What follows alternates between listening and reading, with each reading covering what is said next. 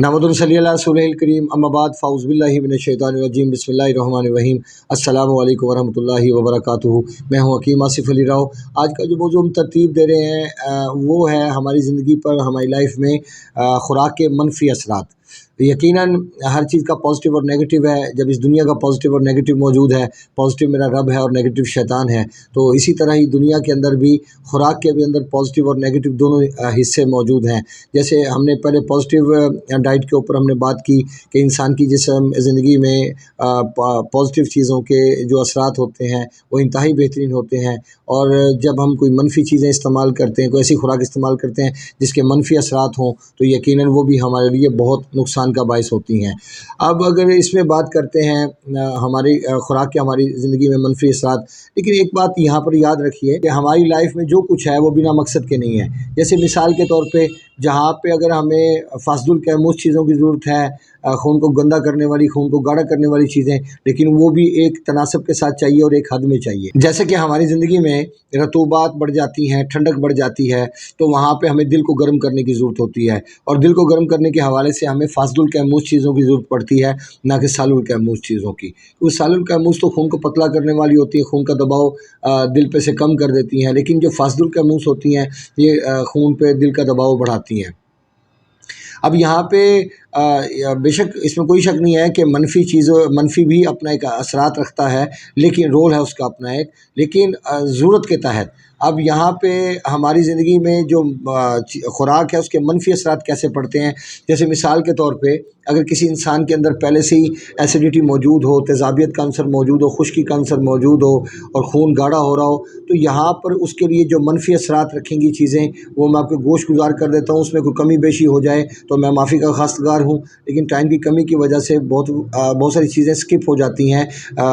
کوشش ہوتی ہے کہ تمام چیزوں کا احاطہ کیا جا سکے، لیکن ممکن نہیں ہو پاتا۔ اب یہاں سے اس بات کا اندازہ کر لیجیے آپ کہ جو چیزیں منفی اثرات رکھتی ہیں وہ انسان کے مسکولر سسٹم پہ شدید دباؤ کو بڑھاتی ہیں اور انسان کی سوچ کو منفی کر دیتی ہیں، نیگیٹو کرتی ہیں۔ جیسے انسان کسی کو دیکھ کے جلن کا شکار ہو جانا، حسد کا شکار ہو جانا، یا یوں کہیں کسی کو چیٹ کرنے کے بارے میں سوچنا، یہ سب کے سب منفی خیالات ہیں۔ یا کسی کا دل دکھانا، کسی کا احساس نہ کرنا، کسی کے آنسوؤں کی پرواہ نہ کرنا، کسی کو اپنے سے برتر نہ سمجھنا بلکہ اپنے آپ سے نیچے سمجھنا، یہ بہت ساری چیزیں ہیں جس میں یہ پہلو سامنے آتے ہیں، لیکن یہ تب ہوتے ہیں جب ہمارا دل حد سے زیادہ مضبوط ہوتا ہے۔ جب حد سے زیادہ مضبوط ہوتا ہے، اس کا دباؤ شدید ہوتا ہے، تو پھر اس کے نقصانات بھی ہمیں برداشت کرنا پڑتے ہیں۔ میں اس کی ایک مثال آپ کو دینا چاہوں گا، ایک مختصر سی مثال جو ماضی سے جڑی ہوئی ہے، جس سے آپ کو سمجھنے میں آسانی ہوگی۔ میرے پاس ایک پیشنٹ آئے، وہ رطوبات کا شکار تھے، بہت زیادہ ٹھنڈک تھی ان کی باڈی کے اندر، دودھ نہیں پی سکتے تھے، کوئی ٹھنڈی چیز کا استعمال نہیں کر سکتے تھے، بلکہ ہر سال ان کو بہت شدید قسم کا ٹمپریچر ہوتا تھا ہر سال، اور وہ بھی انتہائی شدید سردی کے ساتھ۔ جب ان سے میری ملاقات ہوئی تو کچھ ٹائم کی ملاقات میں مجھے اندازہ ہو گیا کہ ان کا رطوبات کا جو اجتماع ہے وہ زیادہ ہے، اور یہ جو ٹریٹمنٹ کر رہے ہیں غلط ہے، کیونکہ جس حکیم سے بھی رابطہ انہوں نے کیا، ڈاکٹر سے رابطہ کیا، انہوں نے کہا دودھ پئیں، ہاضمہ بہتر ہو جائے گا، کیونکہ جب اعصابی رطوبات ہوتی ہیں تو وہاں پہ چونکہ رطوبات ہوتی ہے تو رطوبات میں تو نہ بھوک لگنے کا سوال پیدا ہوتا ہے نہ ہضم ہونے کا۔ ان کو بھی کئی دن بھوک نہیں لگتی تھی، لیکن میں نے ان سے ایک بات کہی، میں نے کہا وہ کیونکہ ہر وقت مسجد کے اندر گھسے رہنا، ہر وقت استغفار پڑھنا، ہر وقت اللہ کے نزدیک رہنا، تو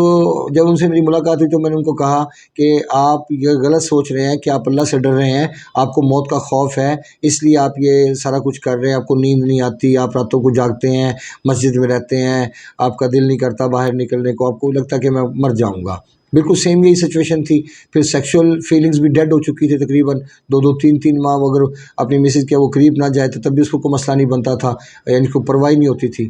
جب ان سے میری ملاقات ہوئی تو جب ان کا ٹریٹمنٹ سٹارٹ کیا تو مجھے آج بھی یاد ہے کہ میں نے ان کو جب میڈیسن دی 5 ڈیز کی، تو 5 ڈیز کی میڈیسن میں چونکہ وہ لوکل پیشنٹ تھا تو کم ٹائم کی میڈیسن دی تاکہ 5 دن میں اس کے اثرات سامنے آ جائیں۔ تو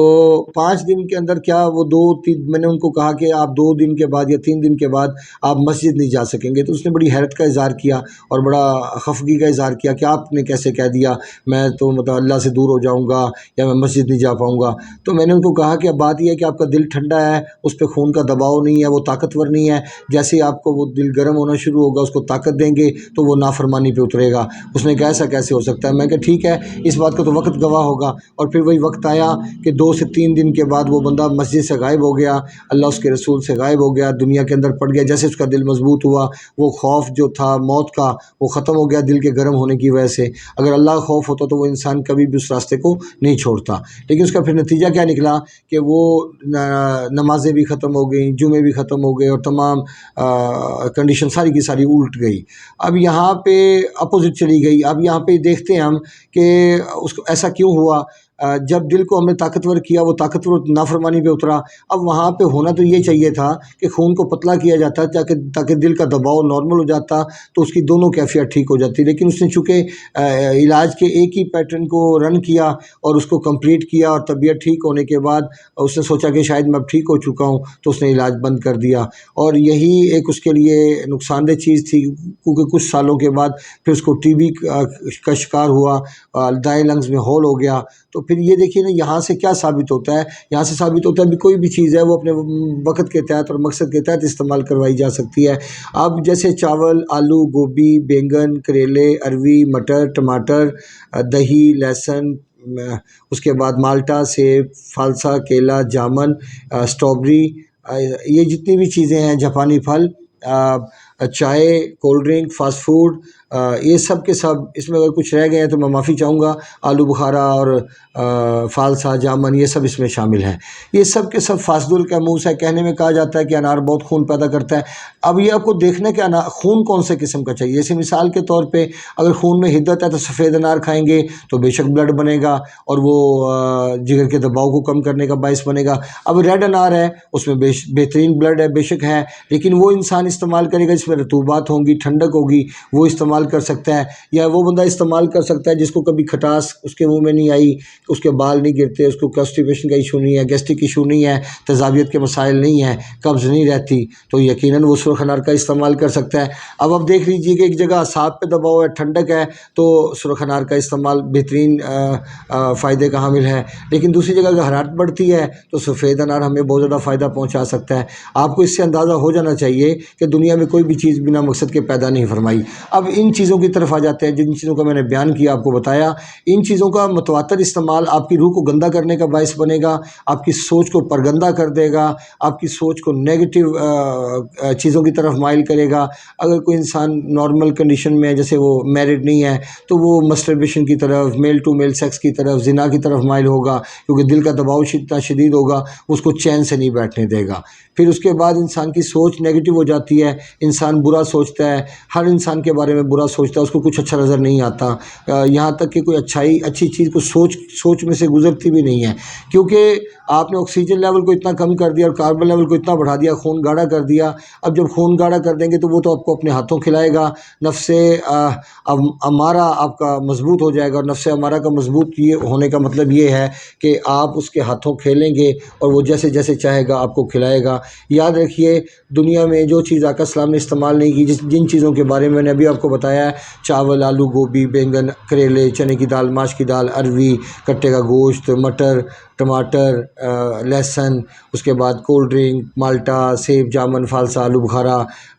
یہ چیزیں اللہ کے رسول نے استعمال نہیں فرمائی۔ اگر یہ اتنی کام کی چیزیں ہوتی تو وہ لوگ ضرور اس کو استعمال فرماتے، اس سے استفادہ حاصل کرتے، اور جو طب کی ریسرچ ہے اس میں بھی یہ چیزیں خون کو گندا کرنے والی ہیں، بواسیر پیدا کرنے والی، کینسر پیدا کرنے والی ہیں، پیپٹیک السر پیدا کرنے والی ہیں، ٹائیفائڈ پیدا کرنے والی ہیں، ٹیومرز پیدا کرنے والی ہیں، آپ کے ویٹ کو بلا وجہ بڑھا سکتی ہیں، آپ کے جسم کے اندر رطوبات خشک ہو سکتی ہیں، کم ہوتی چلی جائیں، جس کا نتیجہ آپ کو بھگتنا پڑے گا۔ بہرکیف نیگیٹو چیزوں کا استعمال نہ ہونے کے برابر رکھیے، اگر آپ صحت مند ہیں تب بھی اس کا استعمال نہ ہونے کے برابر رکھیے، اور جب بیمار ہیں پھر تو آپ کو پھونک پھونک کر قدم اٹھانا ہوگا، ورنہ شاید آنے والا وقت معاف نہیں کرے گا، کیونکہ اللہ رب العزت قیامت والے دن کہیں گے کہ جو تمہارے گلے میں توک پڑے ہوئے ہیں، تمہارے گلے میں جو تمہاری کتابیں ہیں، ان کو دیکھ لو، کھول کے پڑھ لو کہ تم دنیا میں کیا کرتے آئے ہو۔ تو انسان جو خوراک کھاتا ہے، صابر ملتانی صاحب رحمۃ اللہ علیہ کے حکم کے مطابق بھی آپ جو خوراک کھاؤ گے وہی شخصیت ہوگی، اور بندے کی شخصیت بندے کا آئینہ ہوتی ہے۔ وہ بندے کے طور و تواار، بندے کے کھانا پینا، اٹھنا بیٹھنا، اس کا دیکھنا، اس کا ساری چیزوں سے اندازہ ہو جاتا ہے کہ کون انسان کس حد تک کریڈیبل ہے، کہ اللہ تعالیٰ کے نزدیک کہ وہ اللہ تعالیٰ کا پیارا ہے۔ لیکن جب فاسد القیموس چیزوں کا استعمال کریں گے تو آپ اللہ کے نزدیک نہیں رہیں گے، آپ اپنے دل کے ہاتھوں کھیلیں گے، اور ضمیر آہستہ آہستہ مردہ ہوتا چلا جائے گا۔ اپنے دوست احباب کا خیال رکھیں، ملتے ہیں انشاءاللہ مزید انفارمیٹیو ویڈیو کے ساتھ۔ وما علینا الا البلاغ المبین۔ السلام علیکم ورحمۃ اللہ وبرکاتہ۔